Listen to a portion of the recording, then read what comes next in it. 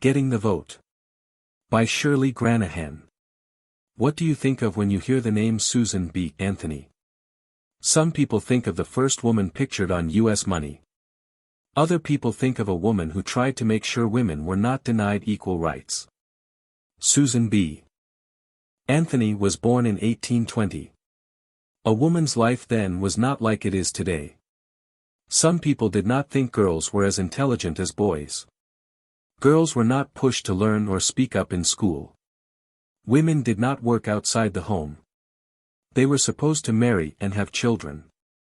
Women were supposed to take care of their homes and families. Susan B. Anthony's father was different. He wanted all his children to be treated the same. Susan had the same schooling, chores, and rights as her brothers. One teacher thought only boys needed to know math.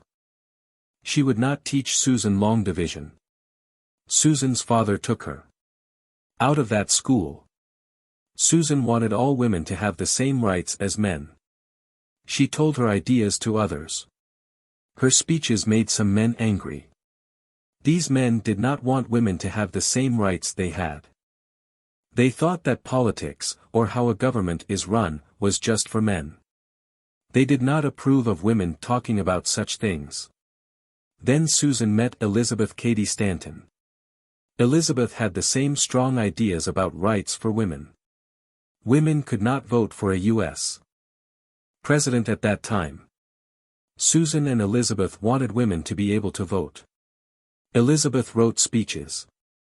Susan gave them. Some men were very unhappy with Susan and Elizabeth. That did not stop the two women. A president was to be elected in 1872. Susan read all about the candidates. She wanted to vote for the best person for the job. So she went to the voting place. People there said she could not vote. They would not let her in. Susan did get in. She voted.